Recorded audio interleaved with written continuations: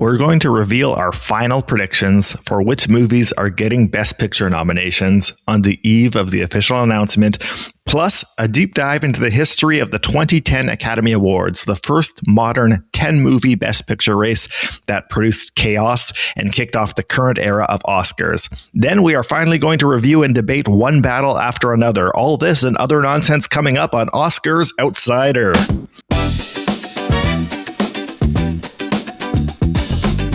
The boys are back in town. Welcome back, curious and faithful, to Oscars Outsider, the awards race show with some deep dives into Hollywood history. I'm Dylan Ferguson, and over there is co-host Craig Midwinter. Craig, I see you. Hey, how's it going? Going great. And we're just tickled to have back with us everybody's favorite special guest, Sean O'Rourke. Sean, I see you. Hey, I see you and I honor you. Lovely to be here as always. Yeah. So things are starting to heat up a little bit, and I thought that tonight it would be time that we finally talk about the movie of the year, Avatar: Fire and Ash. But Craig said he, quote, doesn't think it's going to be nominated for Best Picture. So I said, quote, he will not see the light of Awa and will not rejoin the ancestors of the roots of the Tree of Life.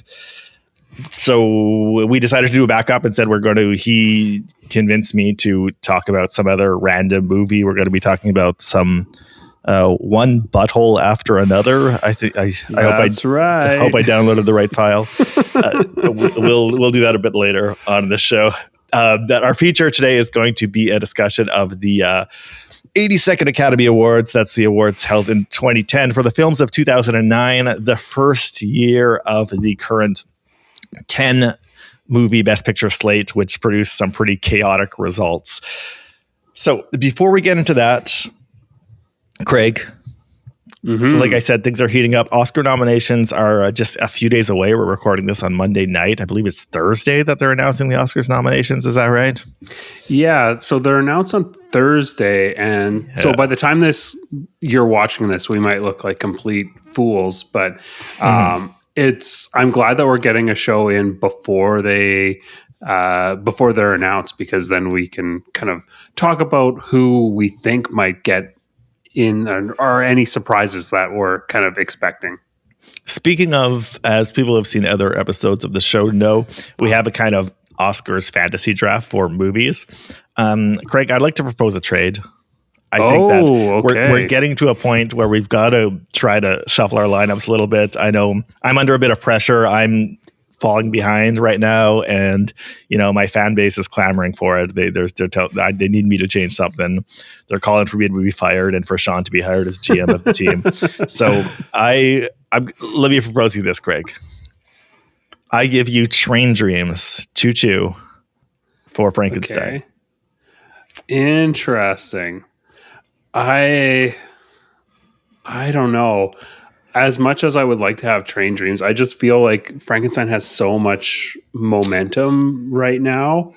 I kind of don't want to part with it. Yeah, man. I kind of don't want to part with it. I feel you, but I mean, Train Dreams, there's real. I think it's in the Best Picture race. Director is not off the table. Cinematography is definitely on the table. Adapted screenplays on the table. There's potential there, man. I agree with you that Frankenstein's got some good potential too. But okay, you know what? Let me sweeten the pot. Here, let me propose a blockbuster. All right. Okay. I give you Train Dreams and Wicked for Frankenstein and The Secret Agent. No, that's even worse of a deal. It's not worse. Wicked is getting a lot of nominations. You know what? I've come around to your perspective that Wicked is not getting a Best Picture nomination. Neither is The Secret Agent, by the way. But Wicked is getting 2 songs nominated. That's 2 nominations right there. And there's real Best Supporting Actress potential, possibly Best Actress. We'll see how it shakes out. Production design. the casting award is very much nominations that it's going to get. I think Wicked has way more value than The Secret Agent, which is why I'm proposed to get as a suite. The Secret Agent is going to get 2 nominations, international and maybe Best Actor, and that's it. Wicked's easily got 4, 5, 6 nominations. Yeah, you're probably right about that. I think The Secret Agent is probably going to get a foreign film for sure. It might break the Best Picture. I think that if Wagner Moura is in that conversation for Best Actor, it's got a shot there. I actually feel like The Secret Agent is rising and Sentimental Value is dropping fast. That's like kind of my sentiment surrounding Sentimental Value and The Secret Agent. So I'm pretty reluctant to part with The Secret Agent. In the wake of the Golden Globes, The Secret Agent picked up the Best Actor and the Best Foreign Language. I see a huge upside for The Secret Agent, so that makes it hard for me to part with. But I'm open to continuing this conversation a bit later in the episode. I feel like one thing that we should do is talk about our predictions for the Oscar nominations and if we think that there's going to be any particular surprises. Yeah, a good call. Let's do that a little bit later. Like you said, let's put a pin in it. Let's circle back to it. The Oscar nominations. But first, is there any news from the past week? It's been a week since we did the last show that you'd like to discuss. Because I'm not sure that there is anything that's jumping out at me as things we have to talk about, but I'm going to throw it over to you. No. So, it really feels like everyone is just kind of holding their breath, waiting for the nominations. It feels like, awards watchers are really just kind of waiting for the other shoe to drop. And I think that all the studios are as well. It seems like all of the press has been kind of put on hold. Everyone is kind of locked in for the pre-nomination portion of the circuit. Now it's let's see what happens. One interesting thing about this year in particular is the fact that we don't get those BAFTA nominations before the Oscars. So we have a little bit less or a little less information in order to kind of judge what we think is going to happen for these Oscar nominations than we do in other years where we get them before, because that is an overlapping voting body to a degree. So it is in a way a little bit more valuable of a precursor than something like the Golden Globes, where there's not exactly an overlap. What are you looking for in the Oscars nominations? Do you think that there's a bold take of yours that you think is going to come true?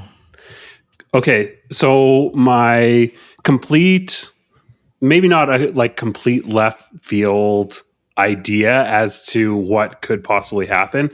I do think this is going off the board a little bit, but K-pop Demon Hunters in the Best Picture list of nominations, I think that it potentially has a decent package for the number 10 slot here. We could even get an F1 at number 9 and a K-pop Demon Hunters at number 10 if we see a lot of international vote splitting happening around the neon foreign films. So I think that K-pop, obviously, lock for a nomination in the original song, a lock for the nomination in the animated category, and lock for a win. I would say an animated film. I think it's a lock for a win. An animated feature.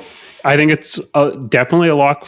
I think it's a lock for a win in original song, and I think it's a high probability chance for winning Best Animated Feature. I reverse those. I think it's a lock for a win in animated feature, but it's a high probability in original song. I think the song from the Miley Cyrus song from Avatar is a strong contender.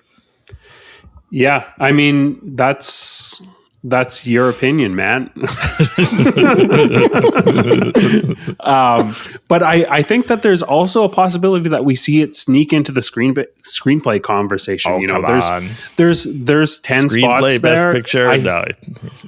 You're way out on a nice float. I could see it happening. I could see there being a nice enough package there to slip into the number 10 spot. A lot of people have seen that movie. It's the most watched movie on Netflix ever, and I think that there is a chance that we see that film in the best picture conversation. And like I said, this is a complete left field pick. It's been ages since we've had an animated movie get nominated for Best Picture. You have to go back to Toy Story 3.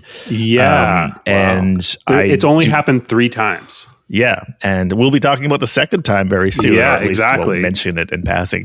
But I think I cannot see that happening. I do kind of regret not picking K-pop Demon Hunters because I originally toyed with taking it as my number 10 pick, and then when I dropped my number 10 pick, Weapons, to replace it with Surat, I considered replacing it with K-pop.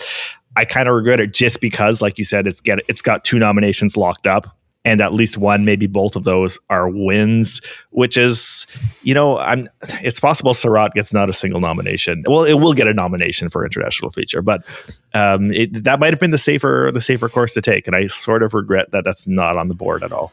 I think you're way off base by saying it's getting screenplay. I think there could be a lot of voters that were on the Wicked boat and are jumping ship right now, and they might land on the K-pop Demon Hunter. So that is my pick for like what could be the biggest surprise on nomination day. So that's what I'm looking for. I think it would be really exciting if it happens. I think it would make for a really interesting Best Picture field.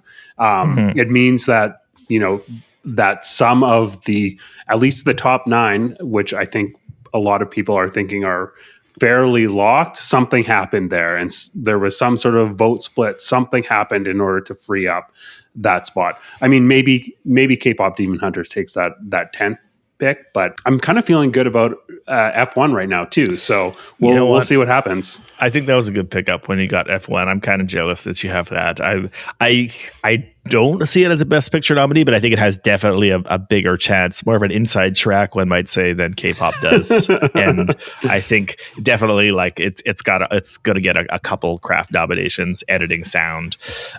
So I feel like most of the craft categories, it's going to be there. Editing, sound. I think score. You've got a shot there. So I think there's enough there to put together an interesting package for that blockbuster spot in the Best Picture conversation too.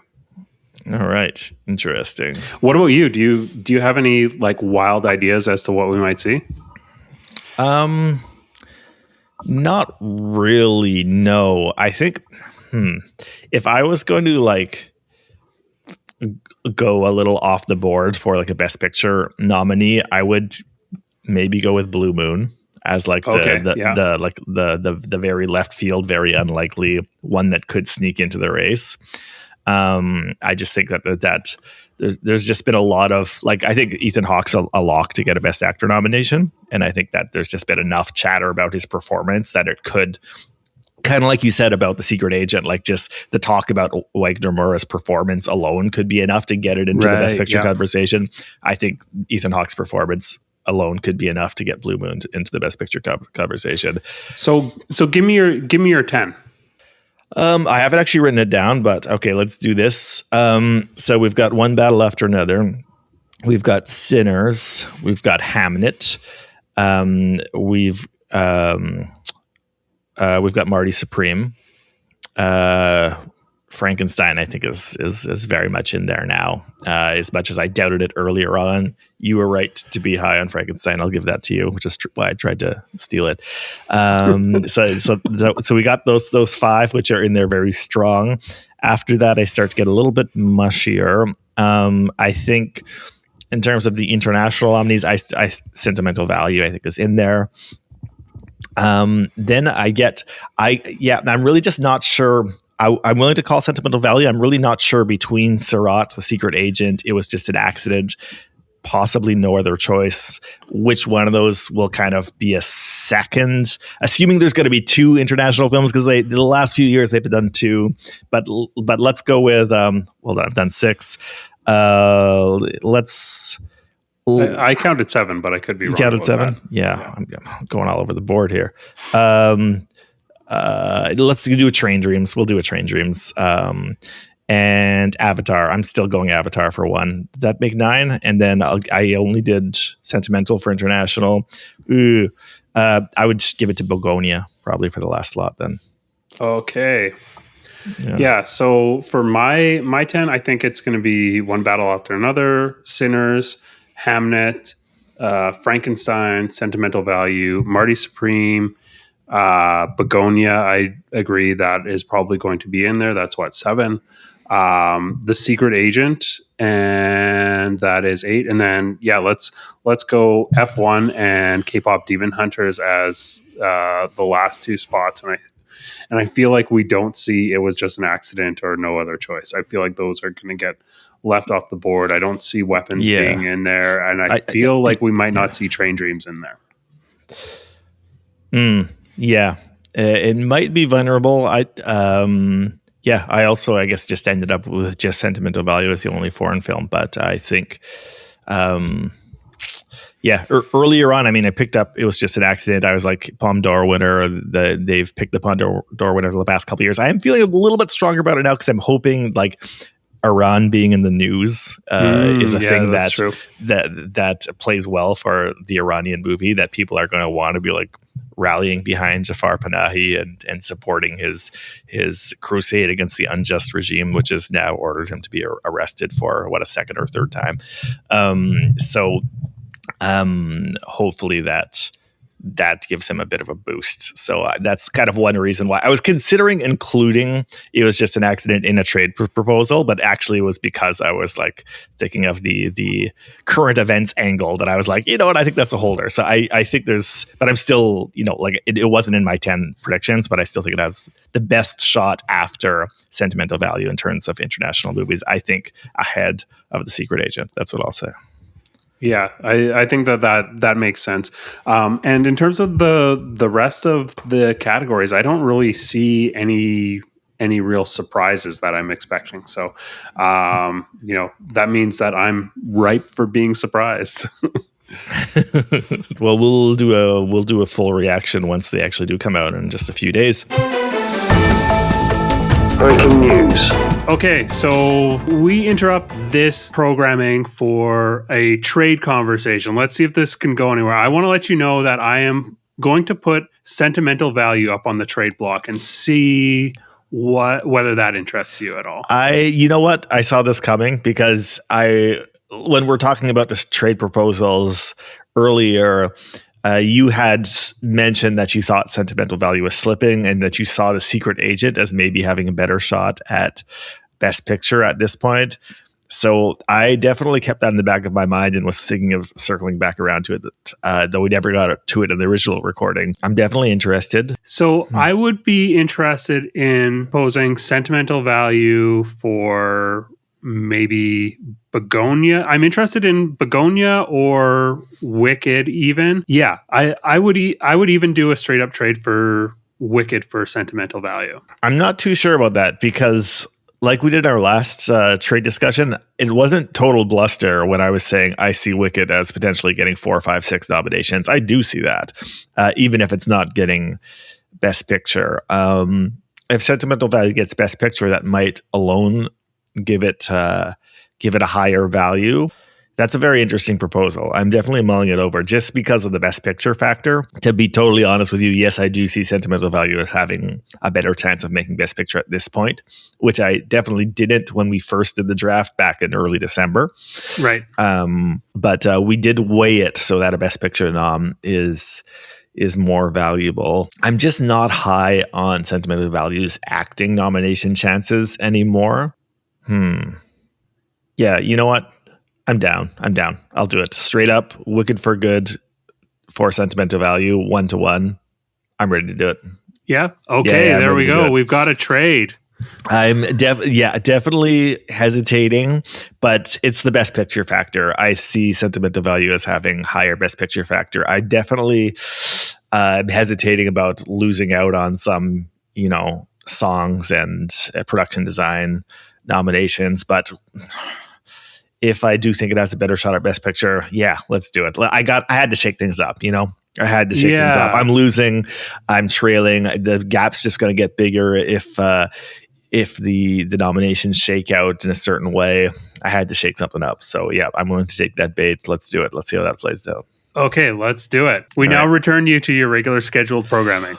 You know what? Let me just throw something else in here while we're talking. Okay, let's do it. Yeah. Because when I was just re-listening to what we said, and when I listed my Best Picture nominees, I only listed 9. I am just going to say that the 10th nominee would be It Was Just an Accident. I didn't say that was going to be one of my picks for nominees when we did it, but I only listed 9, so my number 10 is going to be It Was Just an Accident. That means I'm giving that higher odds than The Secret Agent. Basically, that's what it came down to be. For me, was what the second Best Picture nominee for a foreign film was going to be. I picked Sentimental Value already, which is now a film I own. I'll give the second one to It Was Just an Accident. So just to clear that up, that rounds out my slate of Best Picture predictions. All right, great. Yeah. Okay, we now return you to your regular scheduled programming. All right. Why don't we get into our feature segment for this show? Like I mentioned, we are going to be talking about the 82nd Academy Awards, Hollywood's biggest night. This is the ceremony held in March of 2010, celebrating the films of 2009. So I think to start things off, let's just remind ourselves where we were, all three of us together, when we were much younger, and we were talking about the Academy Awards of 1999 a few weeks ago, right?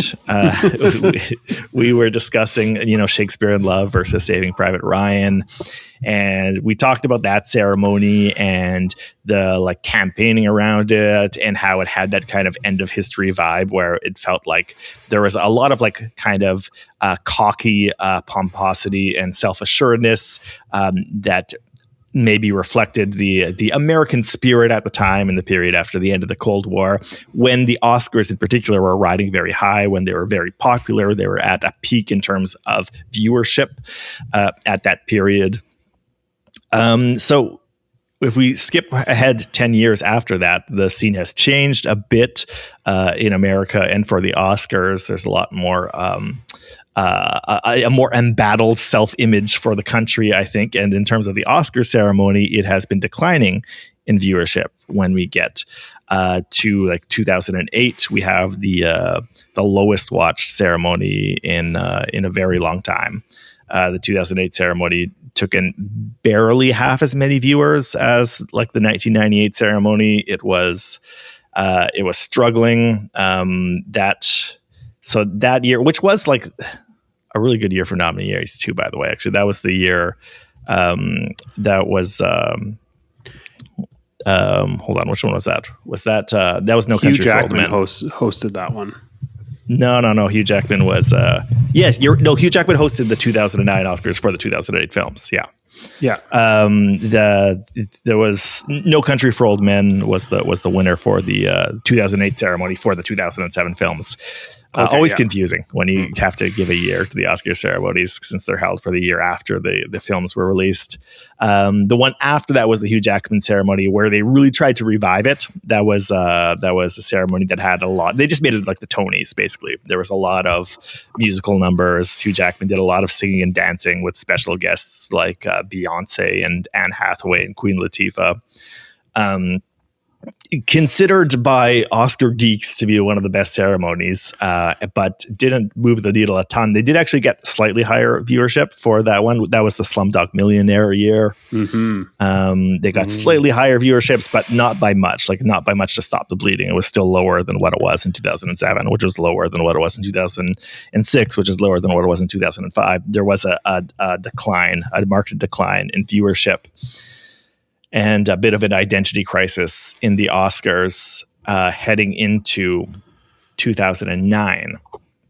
So the president of the Academy was Sid Gaines at that point, and he held kind of an all-hands-on-deck meeting after the Oscars held in 2009 to talk about what they're going to do to try to reverse this trend of it feeling kind of less and less important, less relevant.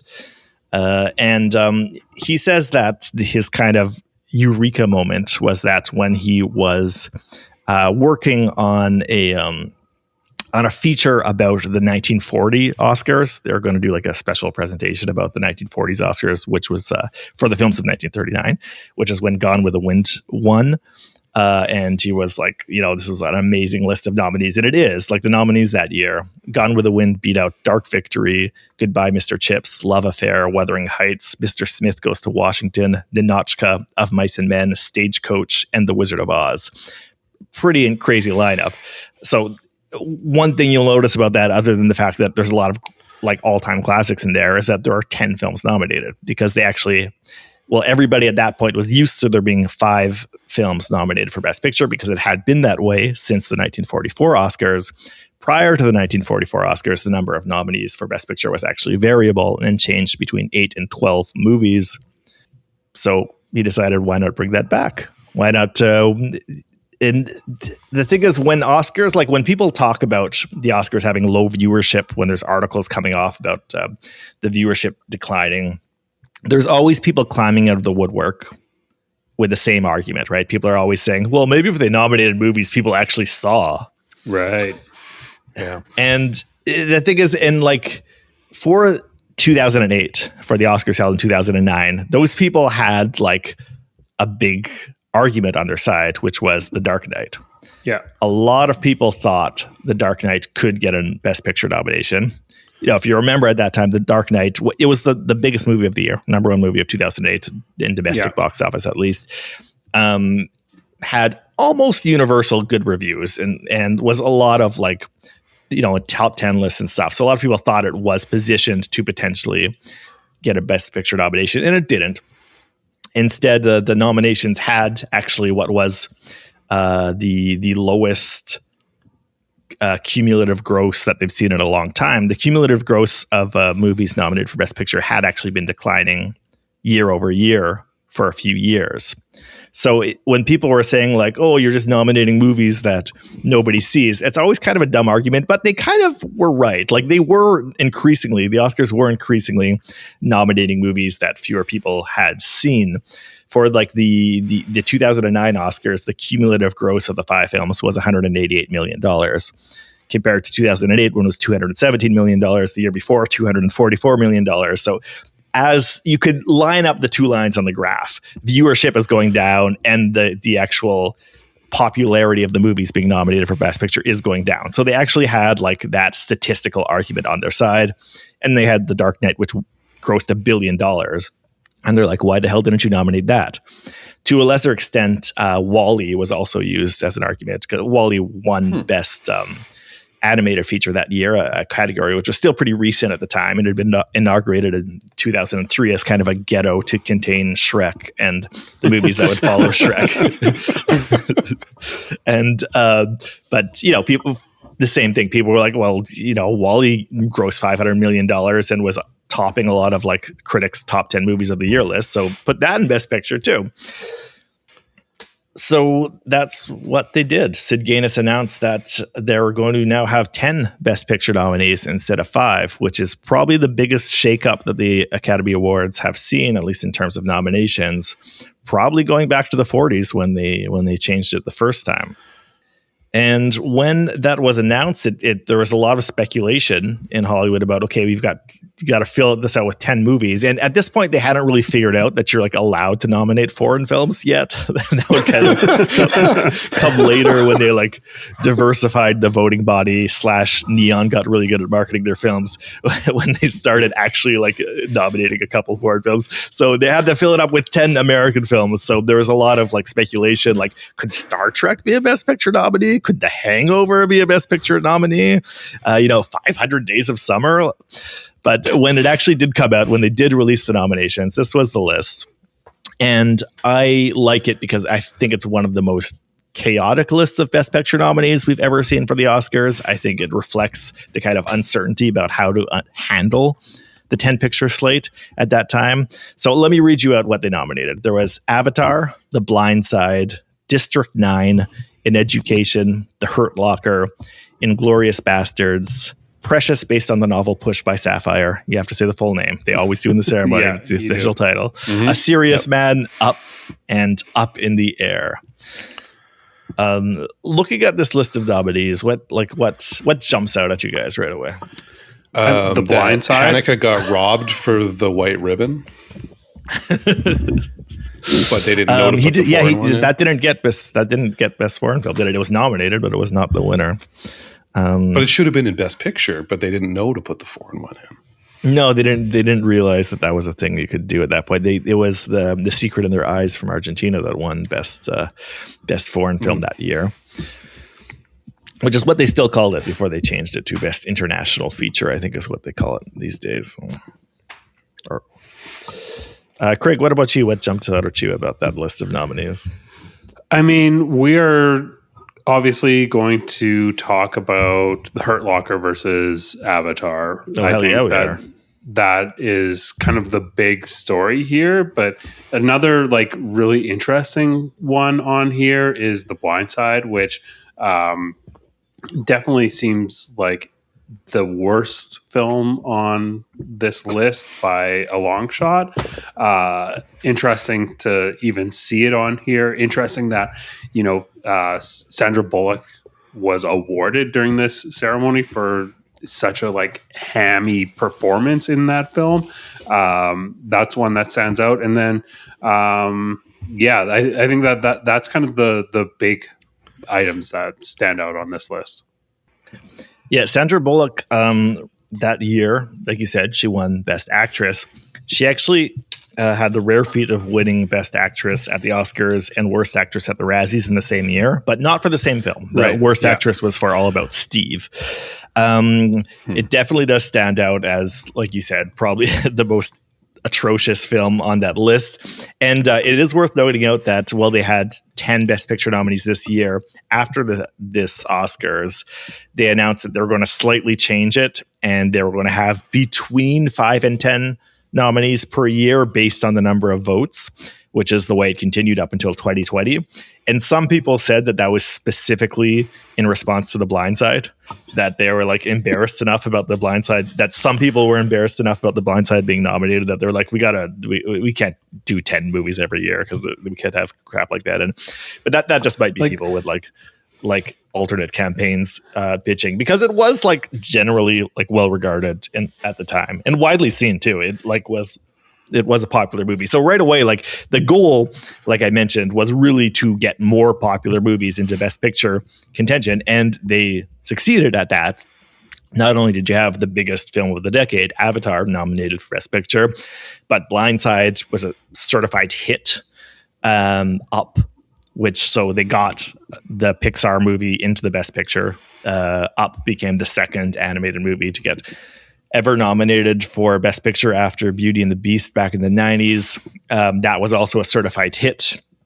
Inglourious Bastards and District 9 were not like top 10 hits the way those were, but they were still like minor hits that year. So they did get a lot of popular movies in there.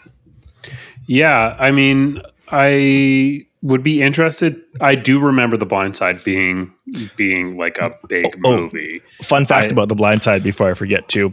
Unadjusted for inflation, still the highest grossing sports drama in American history. Wow. Really? That's a crazy stat, right? I think that like District 9 is a pretty inspired nomination. I like that one. And yeah, widening the field to allow for things like Up, and I feel like Inglourious Bastards is maybe one of the movies that kind of falls off given the trend of the Academy at that point. But I'm interested to know who you think would not make the 5 nominee cut this year. This year? Because the year that we're talking about. So who I think the Academy would not have put in there. Yeah, who do you think the bottom 5 are? Yeah. So let's say what I think the Academy would pick. I think that's the easier way for me to approach it. So we assume Avatar and The Hurt Locker, it came down to those 2 movies, as we'll discuss, are in for sure. I think Up in the Air is in. It had a number of other nominations and was being very heavily pushed by its studio, Paramount, at the time as well. So I think that makes it in. I think after that, it does get a little trickier. I suspect that Precious, based on the novel Pushed by Sapphire, gets in. That was being heavily pushed by Oprah and Tyler Perry, who were not involved in making the film, but decided to like champion it and became like this promotional machine for it. And Oprah was like the most powerful woman in the world at that point. Exactly. Like, she was at like a real peak of power at that point. So I think that makes it in. That gives us 4 movies. After that, you know what? I do think Inglourious Basterds gets in. I think you might be right. I don't know, actually, because they don't always nominate Quentin Tarantino movies. It's not like they nominated Kill Bill when it was 5 movies. So maybe I think that's wrong. I'm going to take that back. I don't think Inglourious Basterds gets in. I would say it's maybe An Education or A Serious Man. Let's go with A Serious Man. Coen's had that Oscars cred. Right. They're just 2 years removed from winning for No Country for Old Men, and whereas A Serious Man was definitely not as like a popular movie or like as catnipy for critics. It was as a couple critics at the time, like Todd McCarthy and Roger Ebert, point out the kind of movie you make after you've won an Oscar. But just because they are the Coens, they had a lot of credit at that point. I think that's the 5th one that sneaks in. So that means that I'm taking out Up. I'm taking out Inglourious Bastards. I'm taking out District 9, and I'm taking out The Blind Side. Yeah. Wait, did I miss one in there? In Education. I also said I'm taking out An Education in that case, I guess. Yeah. Yeah, I think that sounds right to me. The Blind Side, while we're on it, for anybody who doesn't know, it is kind of a funny story. I don't know if funny is the right word, but I mean, a lot of people at the time did point out that it's like a very borderline racist kind of like white savior story of a white family rescuing a stray black boy and helping him become a football superstar. And it has gotten worse with time because Michael Orr, who is the subject of the film, just a couple of years ago had a lawsuit against the family who adopted him in the movie, because it turns out they never actually adopted him. They claimed they did, but they actually created a conservatorship, which allowed them to legally profit off his story. And the royalties they got from The Blind Side, they got quite a bit of money from it, which was shared with their biological children, but none of that money actually went to Michael Orr, whose story they were using. And also the movie depicts him as being like basically illiterate and not knowing anything about football before they coach him, which is like not true at all, apparently. So it's a movie that just got like more gross the more you learn about it. We need a sequel where we cover the coda to that story. Yeah. So one thing that jumps out to me too is that there's a number of movies that are about war in here, though in like weird ways. So we're at like the dawn of the Obama era at this point. Like America is still very much mired in war, but the regime has changed, and the Oscars had a couple like George W. Bush era moments of minor protests. The most notable was like Michael Moore winning for the documentary Fahrenheit 9/11, where he railed against the fictitious war and got a mix of applause and boos from the audience. There was, I think, a lot of uncertainty about how to deal with it at the time, and I think there was a lot of unwillingness to openly talk about the war when we get to like the 2010 ceremonies, which is why it's not really mentioned by anybody on stage. But we do have like Colin Farrell mentioning that the Hurt Locker was great for being apolitical, which is something that a lot of critics said at the time, which I think is a crazy thing to say about the Hurt Locker. Yeah, what? But there seems to have been a real desire to like see that as apolitical. And if you look, so obviously the Hurt Locker is directly about the Iraq War. Inglourious Basterds is obviously a war movie too. Avatar, I think is absolutely a war movie. Totally. And you could also put the kind of similar to District 9 in the same basket of like war movies that depicted as like science fiction, racially tinged fantasies. Up. Is Up a war movie? Balloons versus Gravity. Oh yeah, that classic combat. I was District 9 and Avatar are both kind of war movies, but also very much like colonialism or colonized subject movies.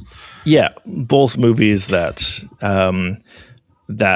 claim to be totally on the side of the colonized people while depicting them as weird alien creatures.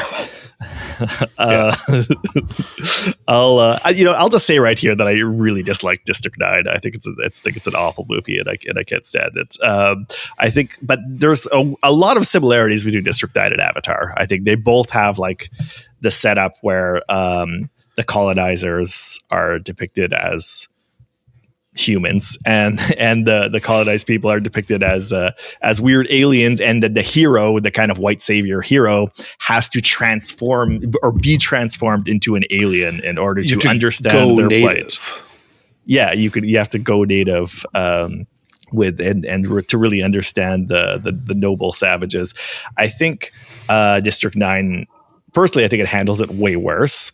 I think it just like as like a metaphorical structure, I think it's head scratching that the ones who are supposed to stand in for the Black Africans, the aliens, right? Since they're the ones segregated, they're supposed to, the way I imagine, and seems to be that everybody reads it, is that they are supposed to represent the Black Africans who are segregated in Africa, that they would be aliens who have crash landed from another country.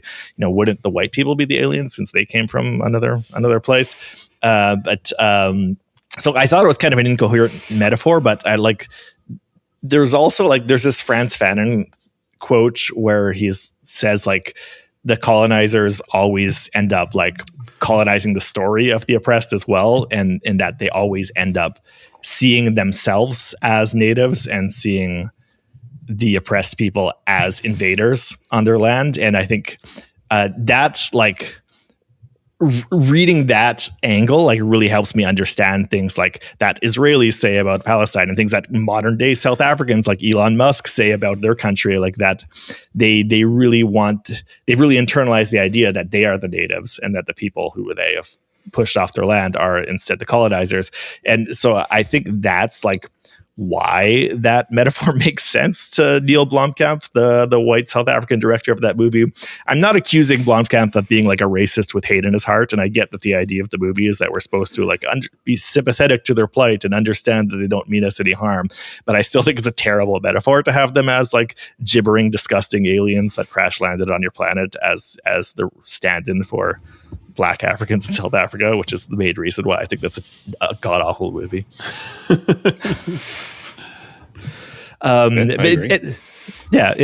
Avatar does something very similar, but like married to basically like an Edgar Rice Burroughs kind of like lad's adventure story, heavily tinged with colonialism, but insisting it's on the side of the good guys, which is also like refracted through Vietnam. Like I think you can definitely see Avatar as like Avatar as an Iraq War era movie. It is very an Iraq War era movie, but James Cameron, as a boomer, his reference points are clearly very Vietnam. Like the visuals are all like helicopters in the jungle, burning down the trees to root out the guerrilla rebels. Is there CCR in Avatar? I don't remember. I don't think so, but you could plug it in. It would make a lot of sense. Painted black instead. Painted blue. Dabu dee dabu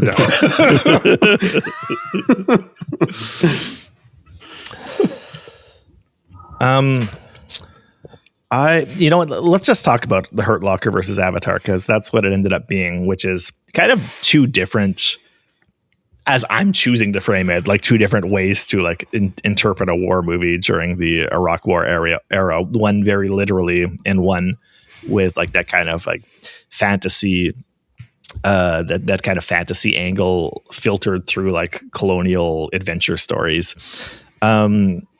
So obviously the kind of entanglement between Catherine Bigelow and James Cameron was like a catnip story that people couldn't resist at the time. Yeah.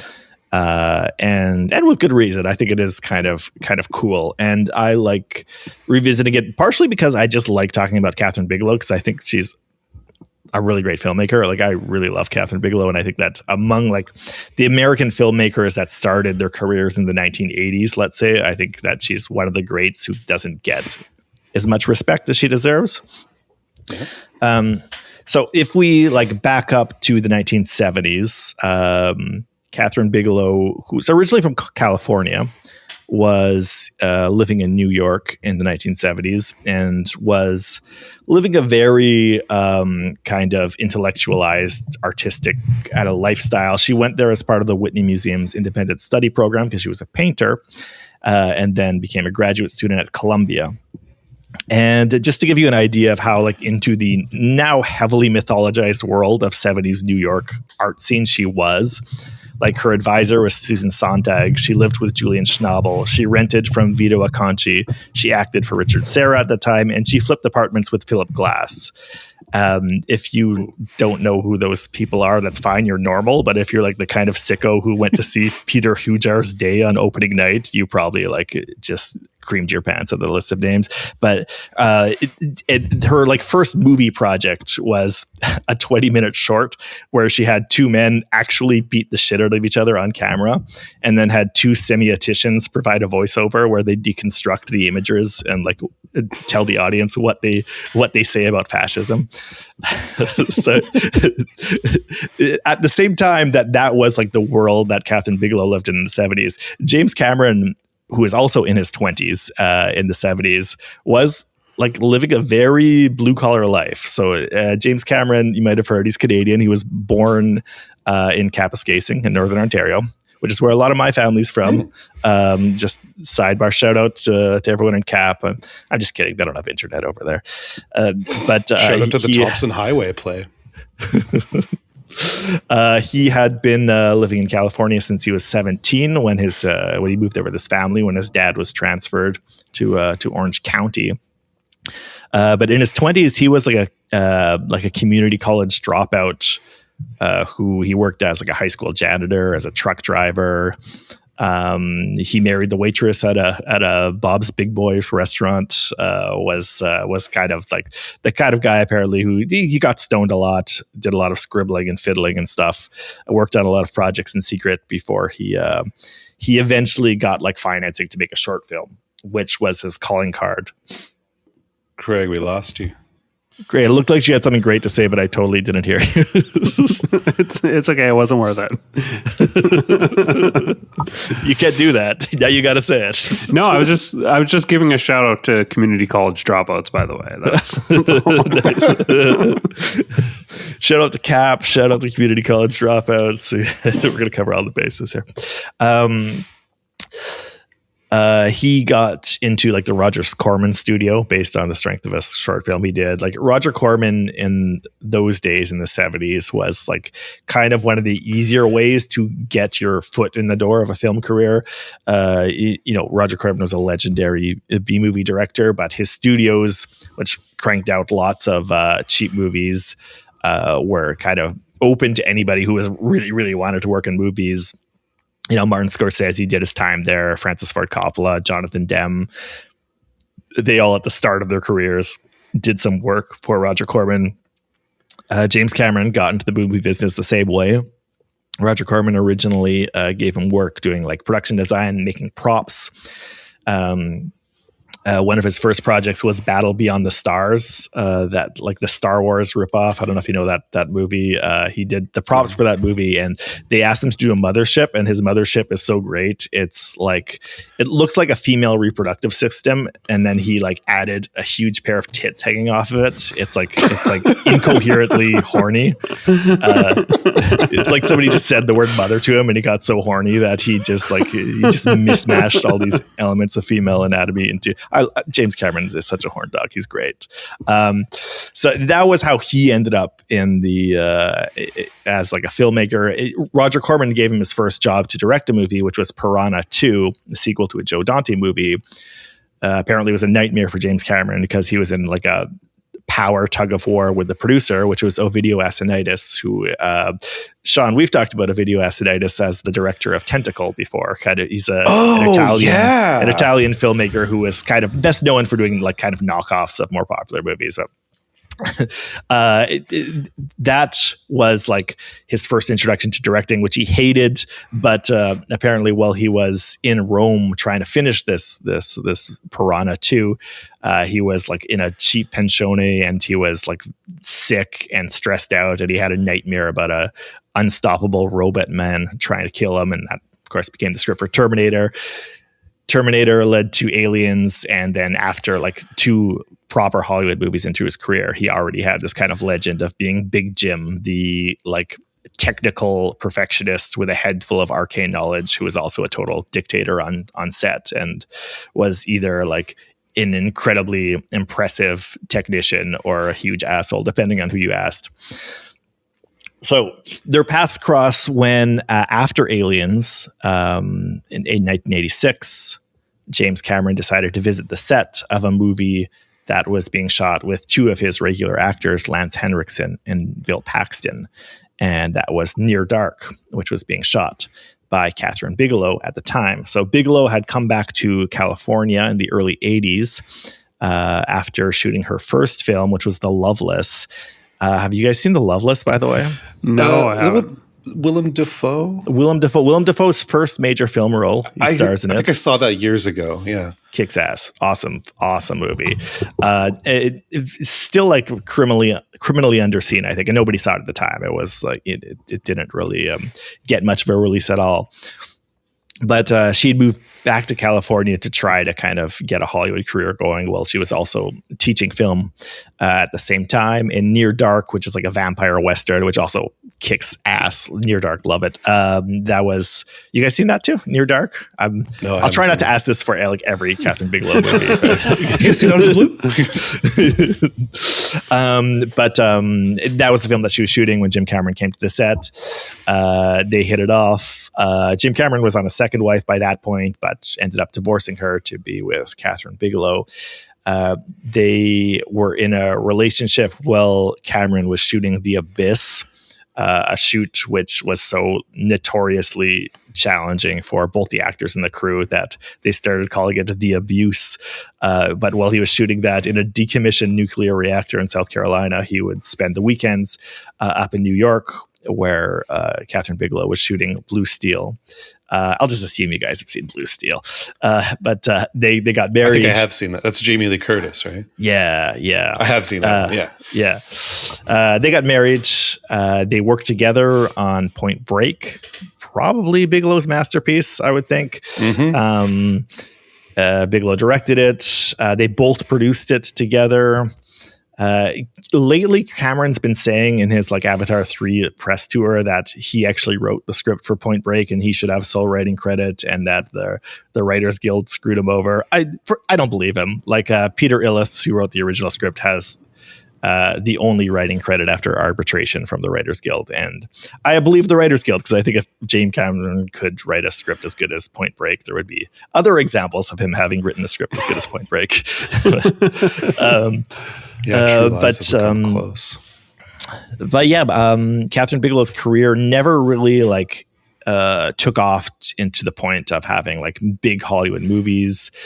Strange Days was another movie that they sort of collaborated on after they divorced. They divorced like just a couple of years after they got married in the early 90s, but continued to collaborate on Strange Days, which they had started beforehand. Was a bomb. Her next couple of movies were also bombs. Meanwhile, James Cameron, you know, we know what happened. He wins Best Actor, Best Picture for Titanic, which was the biggest movie of its age. And their careers diverged until we get to 2009, when Bigelow, for the first time in a long time, starts to work in a movie. Her previous movie had been K9, The Widowmaker, which was a big bomb. That's kind of a trend for most movies for bombs. Manitoba shout out to there. K9, yeah, Manitoba connection. What's the connection? Gimli location shoots, I believe, right? Oh, to get like the ice? Yeah, I think for like lake on the lake for sea exterior. Nice. Burton Cummings plays the sub. And shout out to Winnipeg, by the way. Yeah, shout out to Winnipeg. Shout out to Kapuskasing. We're a real Canadian show here. So when we get to the Oscars of 2009, it starts to boil down to a race between The Hurt Locker and Avatar, made by these two filmmakers whose lives were very intertwined, but have taken very different courses. And it also, I think, for Academy of voters, was kind of a referendum on what they wanted the Oscars to be. Obviously, there had been, as I discussed at length, so much kind of hair pulling about the Oscars losing viewership because they weren't nominating movies that were popular enough. And now they had a possibility to give Best Picture to a huge blockbuster. And there's also a camp of people who are like, no, we can't do that. We have to be the people who award movies that are timely and speak to the moment and are made by filmmakers whose voices need to be heard. And those people, of course, thought that The Hurt Locker was the one that had to win. So have you guys seen like most of the movies that were nominated this year? Actually, we've started talking about them a bit before I went off on this tangent. I don't think I saw most of them. I definitely saw Hurt Locker and Avatar. I've never seen An Education. I never saw Education, Up in the Air either. I will go up. I'll go to that. It looked good from the blurb really on the ceremony. I kind of want to see it. I like Sarsgaard. It's a Nick Hornsby script, and I'm a big sucker for Nick Hornsby scripts. I think he's got, he writes great scripts, and I think that movie's really good. I like it a lot. I'm happy to go for Badford. I think it's one of the better ones nominated that year. I think I saw all of them. I've seen all of the real movies nominated that year. I haven't seen the cartoon, but I saw them all like when they were new too, except for Avatar, which it actually took me a long time to finally watch Avatar. It was before number 2 came out, where I finally actually watched it. Yeah. I remember seeing Avatar in the theater just because 3D was all the rage, and I was like so into 3D. I'm still into 3D. I love like 3D movies. I just love the gimmicks. I love when directors play with depth. I think that it's an interesting thing that they can kind of play with and add to their toolbox. I don't really love Avatar, to be honest. And I feel like that might come as no surprise to anyone that has listened to our podcast where we've talked about the latest Avatar. It's just not something that I'm excited by. I found the story boring and like on the nose in terms of what it was doing. And I mean, it looks fine. Like it looks pretty good, but like it's not like I'm more overwhelmed than impressed by it. So you hit on the 3D angle, which was obviously a big thing at the time too. I also love 3D movies. I know we both have that in common, me and you, Craig. One hill I will die on, though, is I do think that the old like red and blue 3D worked better than the polarized 3D that James Cameron championed. I think it is better. It's definitely way more fun. Like it's more fun. I think it looks cooler. And the consensus that the new polarized 3D, which James Cameron was a pioneer of, was so much better than the old style. I will never stop fighting for my opinion that that's not true. That it doesn't Let me work ask you as good as the this. old stuff. If in the polarized 3D, if an avatar like a Na'vi had like offered you a joint into the camera, would you maybe have a higher opinion of the polarized? Yes, because that's like such a central feature of it. What's the other one called? Anaglyph or something? The other kind. Yeah. Anaglyph red cyan. Yeah, I mean, if there was a polarized 3D movie as good as like Friday the 13th Part 3 in 3D, where a joint is offered to you, I would like everything that it's doing, every kind of technique. If it had odor vision, I'd be even happier. There is a really great polarized 3D movie. Drive Angry 3D is a masterpiece. I stand by that. It is fantastic. It is an homage to the old 3D and makes like great use of depth, great gimmicks. It's just like a really fun movie. So you can find our takes on 3D Outsider, but that's one thing I just wanted to bring up. There is actually, now that you make me think of it, Sean, there is actually a moment in Avatar Fire and Ash where one character does blow like space volcano cocaine at you. Oh, sick. Okay. So there is drugs being offered to you in one of the movies when Varang does that to Quaritch, and we assume his perspective after she leads him into her tent, which is clearly sculpted to look like a giant vulva. Again, James Cameron, Sick. Legendary horn dog. Okay. You give me a bit of that, you throw in like a Matrix sequel sweaty dance party, and we're cooking. Yeah. Yeah. Cameron's like weird horniness is one of the best things about him. Like those things are what give him individuality. I don't like love Avatar at all. I think Avatar 2 is the best of the franchise. The first one is like a very it's using a lot of stock tropes from like space opera and science fiction, and I don't like, again, this is the last time I'll say this, but like I just think if your metaphorical structure for like humans and aliens has the racial characters represented as aliens, you've already failed the first test, and they all fail the first test. That's always that. Misa agree.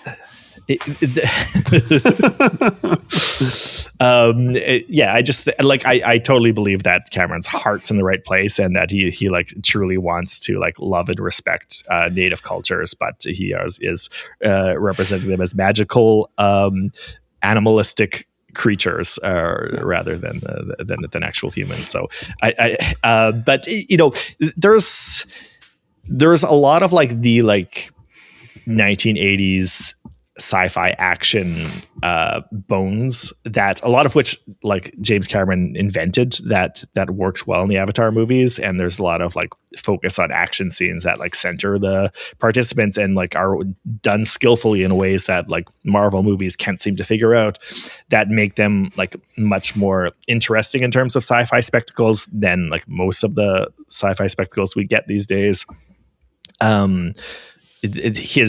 Cameron's writing is like pretty creaky and corny and not exactly incredible stuff. But of the three Avatar movies, the first one is the worst one in my opinion. I haven't seen either of the sequels yet. They get a little weirder, so therefore better in my books. It's just instead of just like repeating the plot line of John Carter from Mars, they like they go off in weird places, and there's like, you know, like sky raiders riding like hot air balloons that are also animals, and like talking whales and stuff, and you know they get into more like psychedelic shit that feels like it should be painted on black velvet or the side of a van or something, and that's the good stuff. Like that's when they're cooking. Yeah, I don't know. This is like Avatar is such a hard pass for me to watch 2 and 3. Like it feels like Cameron thinks that he's like Tolkien and was wanting to build this world that he just does not have the depth in order to accomplish with any like in a capacity that would interest me. The depth that's fun is that he like went psycho mode in terms of fleshing out his world, in the sense of hiring like a bunch of like ethnologists and linguists and musicologists and evolutionary biologists to like, and like just throwing money at experts in all these different fields to provide as much like plausible backstory to everything. And I think that's kind of sick, and that's the like really like autistic nerd who just got to do whatever the hell he wants angle. That's kind of fun about those movies, but like how much of that ends up on the screen? Like 0.5% of it. Yeah, maybe I am mourning this like Titanic cinematic universe that he could have created with all this time. That we didn't get. Spent all this time making Avatar movies when we could have got Titanic 2 and 3. It's interesting also that in terms of these Best Picture nominees that we're discussing, Cameron and Bigelow were the oldest filmmakers among the directors that had nominated films. There weren't like, they're both in their 50s still. Like there weren't like venerable legends. There wasn't any like real new Hollywood figures like Scorsese or Spielberg with big movies out that year. But they were old enough to have inspired some of the other filmmakers who were there going against. Like I think District 9 would be unthinkable without Aliens and the Terminator movies. Definitely a huge debt to Cameron in what Neil Blomkamp was doing. Tarantino, one of his, I think, underrated influences was Catherine Bigelow as well. Tarantino saw Near Dark 5 times in the theaters and loved it, and developed a good relationship with Bigelow as well. Bigelow was a big early supporter of Reservoir Dogs. When she saw an early copy, she like made a bunch of people, including James Cameron, watch it. So they've always had kind of a mutually helpful relationship. So they were kind of like the two older, more influential figures in this race, but whose careers had nonetheless gone down very different paths, where one of them, James Cameron, is commanding the biggest budget any movie has ever had. And Bigelow is was like scraping together $10 million or something to shoot a movie in Jordan from the script by Mark Bull. The campaign was an interesting one too. There is obviously the slander going on between the Hurt Locker's team and Avatar's team, focused on those points. Should you accept this kind of takeover of massive movies in Hollywood, or are we just committing suicide for our relevance if we keep giving the award to movies that have like very small box office? And The Hurt Locker, I should be clear, had a very small box office. Like it was at the time the movie that won Best Picture that had the smallest box office ever. It still is the lowest grossing Best Picture winner of all time, if you discount Nomadland, which was released during the pandemic, and Coda, which isn't a real movie. But on the other hand, like, the Hurt Locker's team was like trying to tell people like, hey, Avatar isn't real filmmaking. It's all just the technology.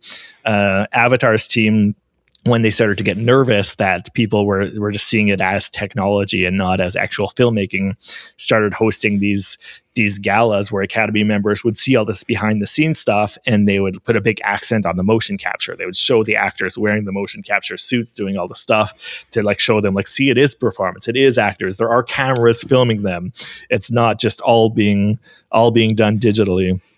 Though I will say Avatar won Best Cinematography at the Oscars that year. That is one that like made me raise my eyebrows. I'm like, cinematography, everything is computer. I get they're using actual cameras and actually filming people in motion capture, but the lighting is whatever you want it to be. The shadows, the angles are whatever you want it. You're doing this all digitally. Does that count? I don't know. Yeah, because you shoot it in log, so you shoot it really flat so you can color grade it later. It really takes away a lot of the composition that you might have to do in an actual, like even in a studio, but definitely on location. Yeah. And the big bomb in the campaign, the one that the Hurt Locker's team struggled to diffuse. Nice, I see what you did there. Yeah, thanks. Appreciate it. That was one of the producers of The Hurt Locker, Nicolas Chartier, sent an email to a bunch of Academy members saying basically, please vote for our movie instead of voting for a $500 million movie. And the Academy has rules against directly petitioning Academy members and against negative campaigning.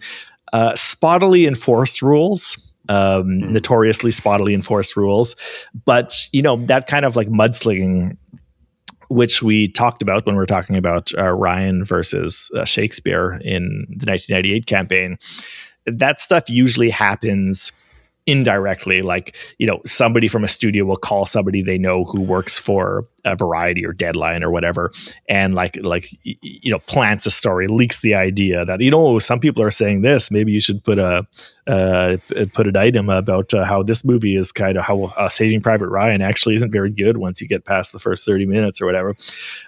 So you're supposed to do it indirectly. You're supposed to work your contacts to spread narratives. The fact that Nicolas Chartier actually just sent a mass email kind of forced the Academy's hand, and they made the rare step of actually punishing him. His punishment was that he was banned from going to the ceremony, and if the Hurt Locker won, which they did, he wasn't allowed to be there and accept an Oscar. And that kind of provoked outcries from the Hurt Locker campaign, but also from the Avatar campaign, because they were like, "Oh, you could have done something earlier. You could have punished him further. You did this while voting was still going on instead of before voting started." There was a lot of back and forth about that at the time. Interesting. I had no idea about that. That tidbit of campaign mudslinging. Mm-hmm.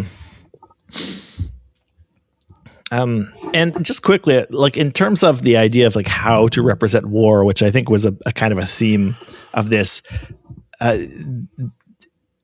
two more movies in the Best Picture list that have something in common, I think, are Inglourious Basterds and Avatar, because they both, to me, have that kind of let's use cinema to rewrite the wars the way that we want them to. Avatar, I think, is kind of James Cameron's fantasy of what if I was in Vietnam, but instead I was on the side of the Viet Cong and I led them to victory, and also what if colonialism of America didn't go down that way? What if somebody was there to lead them to and give them assault rifles and they kicked ass or whatever.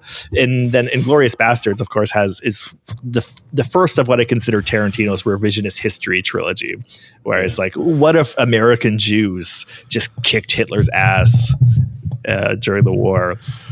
So it's weird that the idea war is very present in cinema at this point in American history, but there's a lot of fantasizing over it, and only The Hurt Locker is the only movie here that's that promotes the idea of what if you're actually on the streets of Iraq? What if this was a real thing? And it's weird how it's just become so abstracted in so many ways, and I think we've become kind of numb to that. We see so many superhero movies and sci-fi action movies these days, which are all a type of war movie, but we've been trained to not think of them as war movies. And this was kind of just before the superhero film peak really started cresting, and we're seeing this kind of deliberately using wars as a kind of fantasy to rewrite history for the way you would like it to go. Totally. It's kind of a weird thing. Yeah, totally. And the genre of war film has really kind of disappeared as well. Obviously people are still making war movies, but it really does feel like superhero films have taken that place. Mm-hmm. Mm-hmm. Which again, I think are still war movies, but just for children, and they're just fantasy war movies for children. So obviously The Hurt Locker won, and small budget movies lived to see another day of getting victory at the Best Picture. So this ceremony was, this ceremony kind of sucked. This was not a good ceremony. It was terrible. Yeah. This is a bad ceremony. I'm not going to lie. When I first got stoked about the idea of talking about the Oscars for the films of 2009, I kind of thought it was the James Franco, Anne Hathaway year. I realized that's the year after. Right. Which was a really funny year where, Anne Hathaway was just being class valedictorian and James Franco was just stoned, apparently. Yeah. Steve Martin, Alec Baldwin actually sounds really fun on paper. Man, they got bad material. They had bad material, and they were barely there. Like, Yeah. I don't know if it was just the Academy playlist that I was watching, but it really seemed like they were not there at all. Yeah.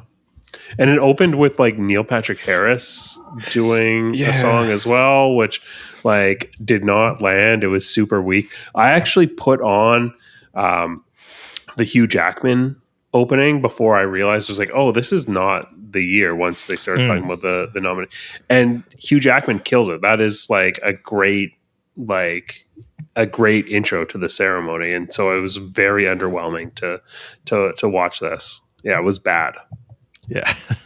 And this is like, I think one of the longer ceremonies in recent memories. I think it was like 3 hours and 40 minutes or something like that. And I feel like they are pretty ruthless with playing people out during their speeches during this ceremony too. So I don't know where that extra time came from, but it feels so long to watch it. And yeah, it's bad.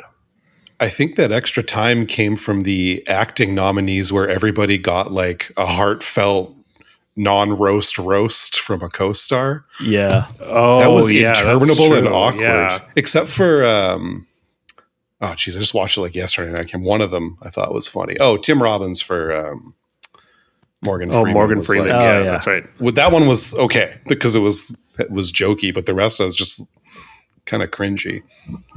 Yeah. Yeah. Those did take up a lot of time. And also every best director nominee got like a testimonial from somebody who worked for them. And Jason Reitman gets a testimonial from his dad. Yeah. What a dork.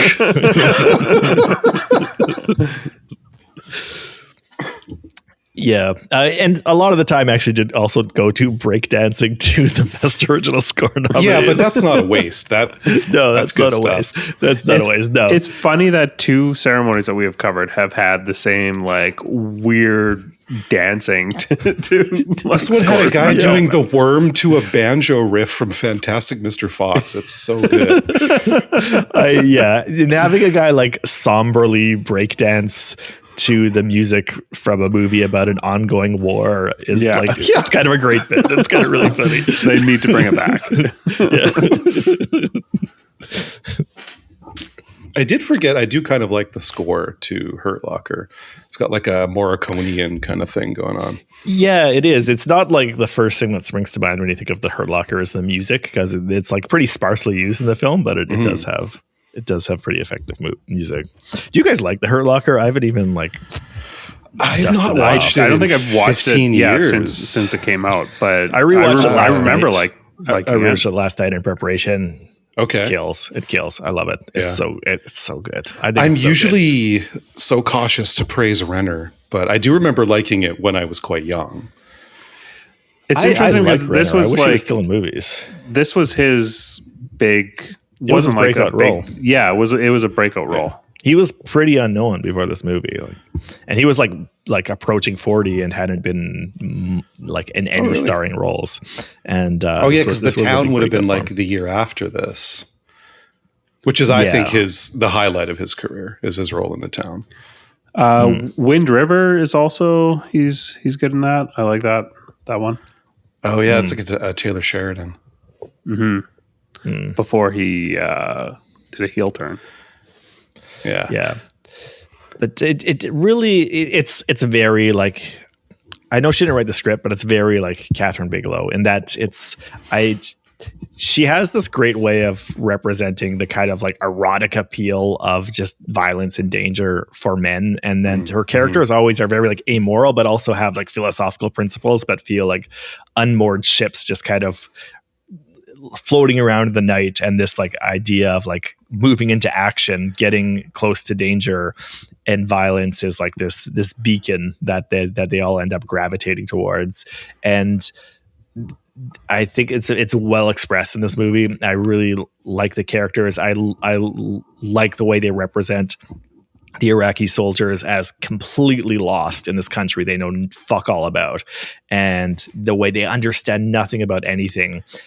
Just their sense of their paranoia, their like constant fear, just how lost they are in their lives and in this foreign country is like really comes through to me. And that's to go back to something I said earlier, is why I find it insane how like a lot of critics at the time were calling it an apolitical movie, because it's not, I guess, like declaratively against the war in Iraq or declaratively for it, but it's also like clearly representing the war in Iraq as like a bunch of Americans who have no fucking business being there and are completely lost and just screwing things up and are lost in their personal lives and don't know anymore what to do back home or overseas, and how that's like complete confusion and the erotic appeal of violence and danger is just drawing them down these dark alleys in this place that they are completely unaware of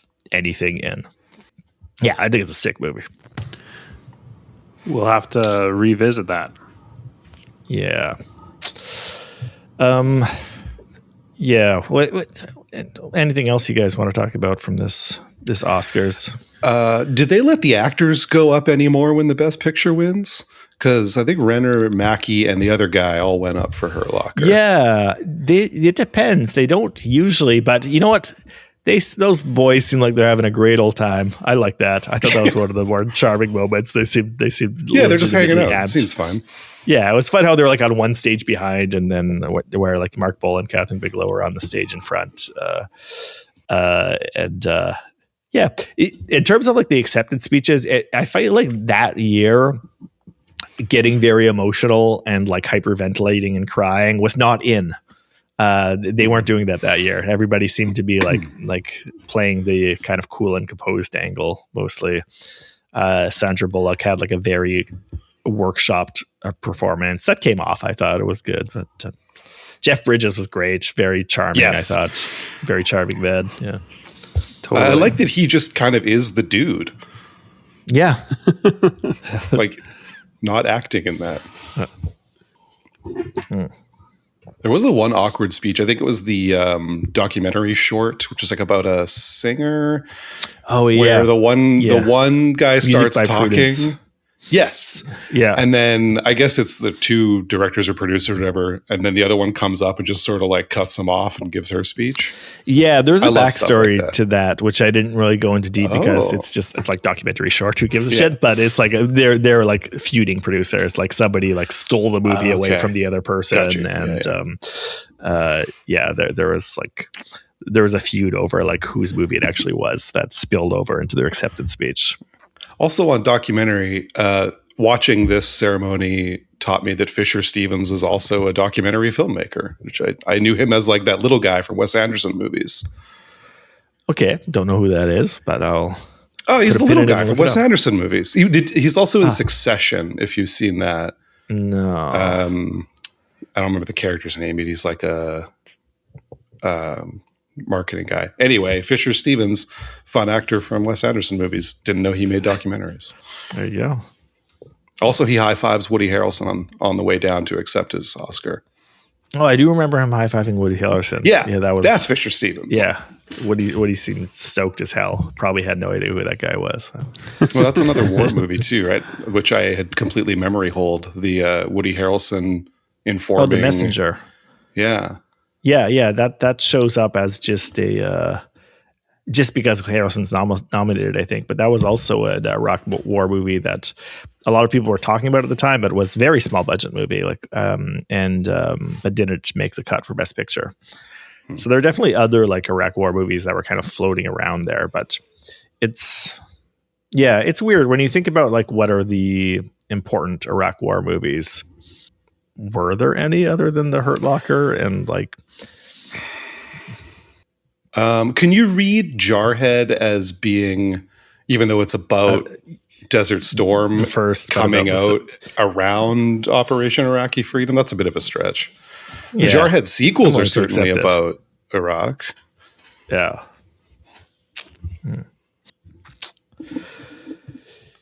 Yeah. I feel like we can move on from this, man, unless you want to talk about Precious based on the novel Pushed by Sapphire. I've still never seen it. Yeah, I haven't seen that one either. Oh, yeah, I haven't seen it. I saw that in theaters. I remember that. It's a very tawdry, sleazy movie about horrible subject matter, which is It's just a very trashy melodrama, honestly. And though there is like, I know there's a school of thought that like Lee Daniels movies should be watched the way you watch like a John Waters movie or like a Pedro Almodovar movie, as like just like kind of queer trash cinema that intentionally confronts notions of good taste. But that's not the way Precious was received at the time. It was being promoted as like a movie about serious issues, and it's very tawdry and trashy. Yeah. If that has another movie in the best actress in the best picture category to be compared to, it would be maybe The Blind Side, as much as I'm sure the filmmakers would not like the comparison, but in terms of just movies with unfortunate stereotypes that don't hold up very well. Yeah, that was not my impression of it at all, because it has like the Oprah sheen on it. Yeah, like I was saying, Oprah pushed it really hard at the time. Weird. Lee Daniels is a weird. I would be open to like revisiting the career of Lee Daniels as like a contemporary melodramatist, but that's kind of neither here nor there. Yeah. Well, shall we move on to One Battle After Another? Yeah, I think we should. I think we absolutely should. We've all seen it, right? Yeah. I ended up seeing it a couple times, actually. Yeah, I've seen it twice myself as well, actually. What are your thoughts on it, Sean? I liked it. I thought it was a really good comedy. I'm kind of a pretty unapologetic Anderson liker in general. And I think his last few movies have all just been felt like zany comedies I really enjoy. Yeah. Tons of good performances. I know that there's I'm seeing a lot of divided stuff on political reads of the movie, but I just really like it as like a sort of timely, zany comedy. Mm-hmm. Yeah, I agree. I really like it. Like you said, it's got great performances. It's really really timely, and it is very funny, and some really captivating visuals. And I think that there's a reason why this movie feels like it is untouchable in this race, because there's just so much going on. Like, you could set aside the Paul Thomas Anderson overdue narrative, the idea of a legacy, when this just feels like there's nothing even close to it in this list. I do think if we're gonna bring it back to Oscars odds, it's benefiting from the "we want a woke movie that Trump will be mad about" vote. Yeah. In terms of it being timely, my reaction to it being sort of timely is mostly just that I think it's very exciting that this great American filmmaker is busting out 70mm cameras and using them to film things like a migrant detention center underneath an overpass. That's the kind of stuff that I really want out of movies now. I really want them to address shit that's happening now in the modern world and address them with big, strong cinematic language. I don't in terms of how much it reflects the modern era. I think it's kind of hampered by the fact that it's not necessarily in the modern era. It's in that kind of sort of alternate timeline space where it feels like there's things from Trump's America in there, but it's not quite in the real world. And I think it's unfortunate that the revolutionary characters don't really map onto a clear timeline for that reason, both because of the 14-year time jump, but also the fact that they have their counterculture reference are the Battle of Algiers and the revolution will not be televised, which doesn't make sense for the ages that they are. like present in there. Yeah. He wanted that the Pynchon thing, but the timeline has to get scrambled in order to put it in the modern day. And I understand why I do that, because again, I like that it feels like the modern day, and it has like modern scenery and iPhones and stuff like that. Like that's important to me. Like there are too many great filmmakers who have seemingly abandoned the modern world and don't want to make movies with cell phones and stuff. And Paul Thomas Anderson has made like what his past like 3-4 movies have all been set in another time period. Yep.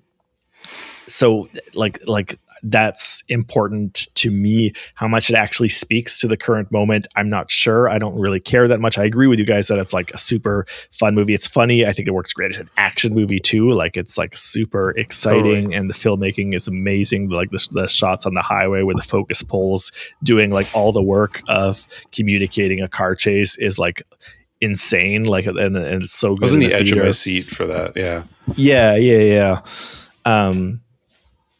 It's we like I feel like I have to compare it to Eddington. I like it's Eddington at least is like very like has its feet in a specific year, you know, when the timeline is. And I do feel like kind of weird that I feel like I saw a lot of people complaining that Eddington like doesn't mention Donald Trump specifically. And like, yeah, One Battle After Another doesn't do that either, because it's in like this kind of alternate timeline. And I feel like it doesn't catch flack for that. But One Battle After Another is absolutely a better movie than Eddington, to be clear. Like it's way better just because it's better made and everything. But the biggest issue with Eddington, or kind of the weirdest choice, I will say, is for me the fact that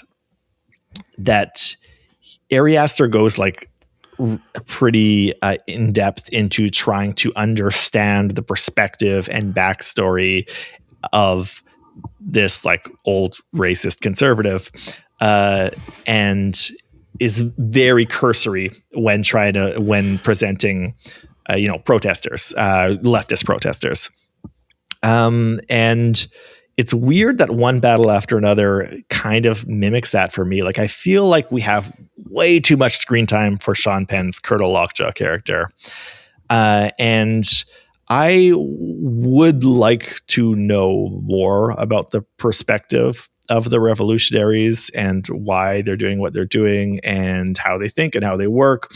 Like what is the Order of the Holy Beaver or whatever? I want to know about that.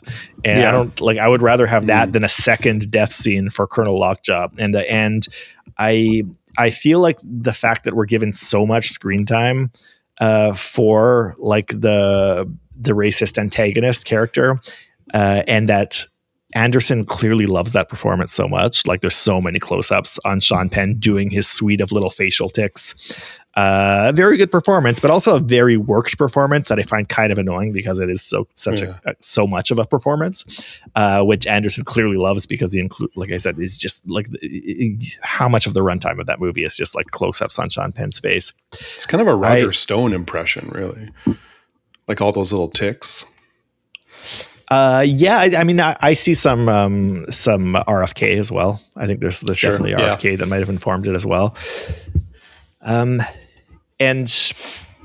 like that becomes at the expense of other stuff. And I find that choice odd. I find that choice weird. And and especially like when the prelude of the movie, which is so thorny and is like both like a powerhouse and like problematic as hell, like how horny the prelude is, and like how like deep he gets into like the intersection of politics and like just desiring black women's bodies is like I love that he goes there, but the fact that the follow-up movie I think spends way too much time just like hanging out with like the racist predator without spending enough time exploring the other characters' perspectives was a bit of a letdown for me.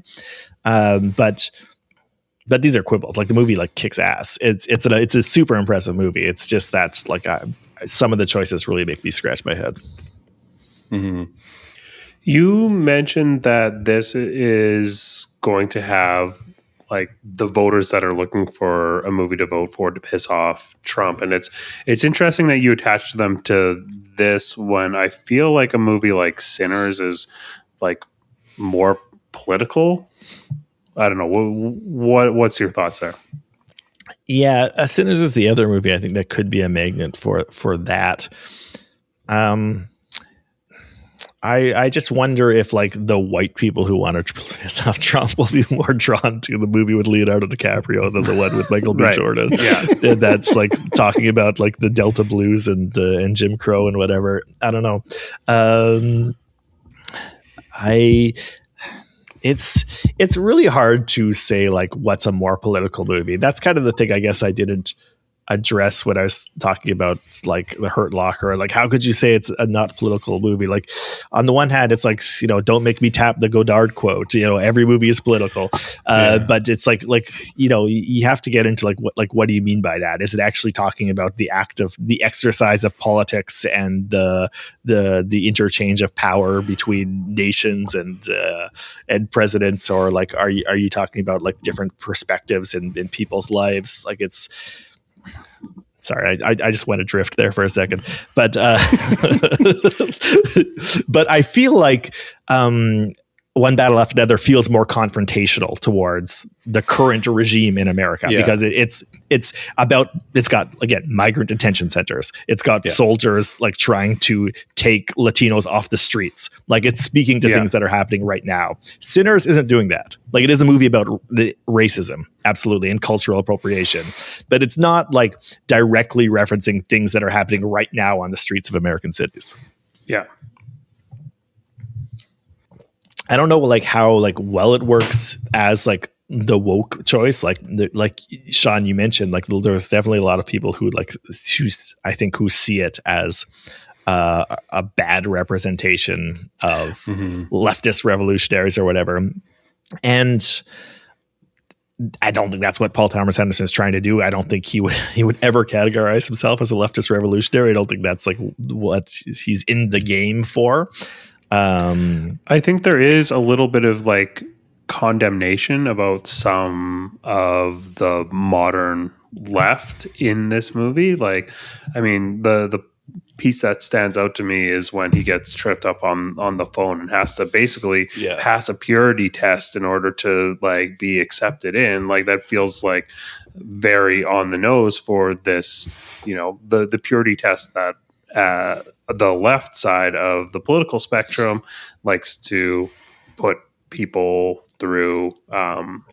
So yeah, I think that there is like a little bit of condemnation there, and you know, kind of pointing to the fact that over the past like 14 years within this film, the vision for these revolutionaries, what they are going for, has shifted from actual political change to making sure that, you know, you're able to pass the purity test sort of thing. So I think that is, you know, that's an argument that you see online from people that are more of the traditional like labor left versus the more social left.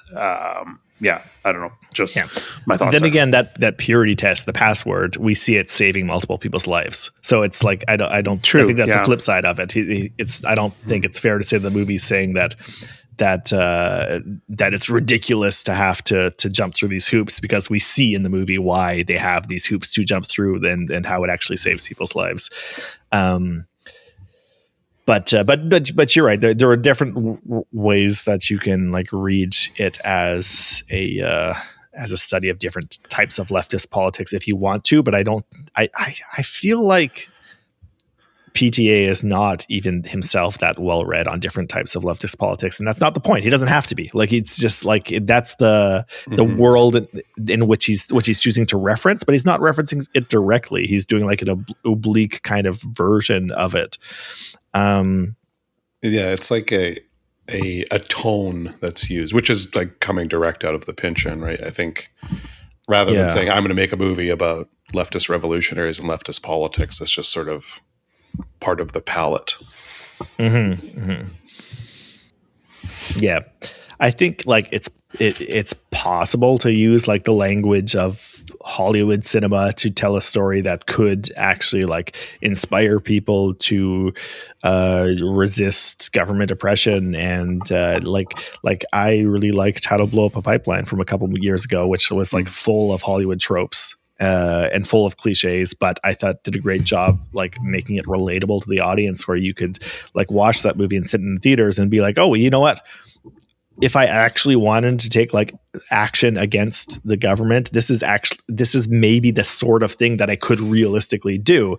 So I don't think it's impossible for a Hollywood movie to wield the language and power of cinema to be like genuinely revolutionary, but I don't think One Battle After Another is that. And I don't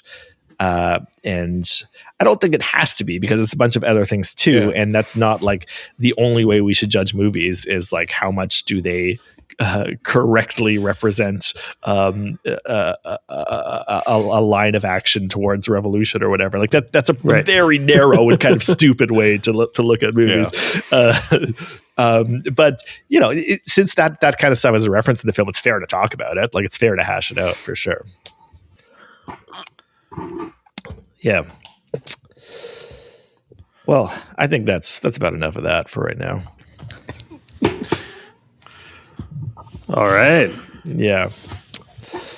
So we're definitely going to be back once the Oscar nominations come out. We're definitely going to be breaking that down in detail. Hopefully there's some big surprises, so we have some good stuff to talk about.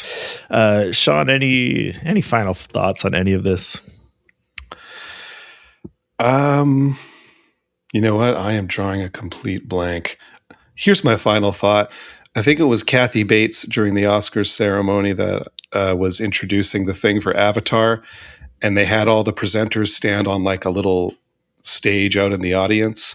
For most of it, you could see a woman looking over her back shoulder at Kathy Bates, and then the light slowly fades out. And I just want to recommend finding the 80-second Oscars for that moment. Best part of the telecast.